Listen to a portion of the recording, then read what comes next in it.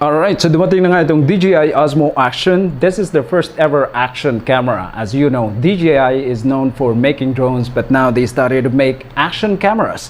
So excited na akong buksan. Tingnan natin kung anong laman. Tingnan natin kung may bubuga ba siya compared to GoPro. Although this is not a comparison video, this is just an unboxing video. If you're looking to buy an Osmo Action, this is the right video for you.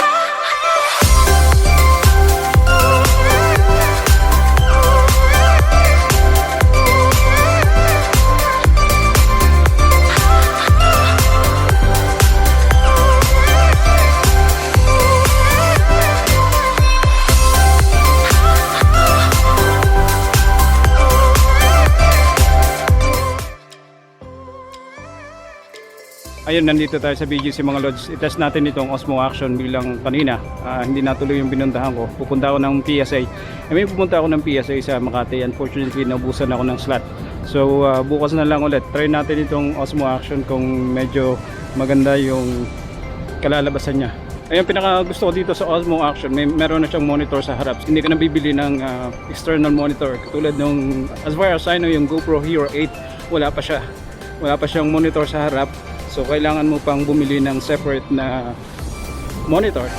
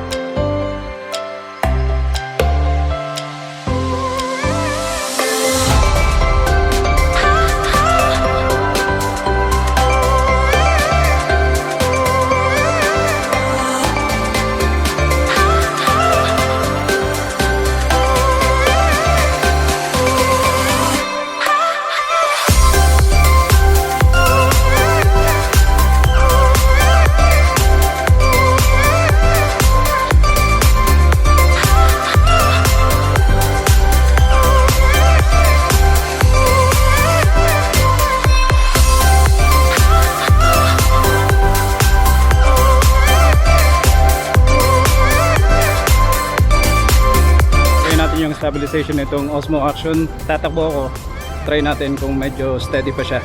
Alright,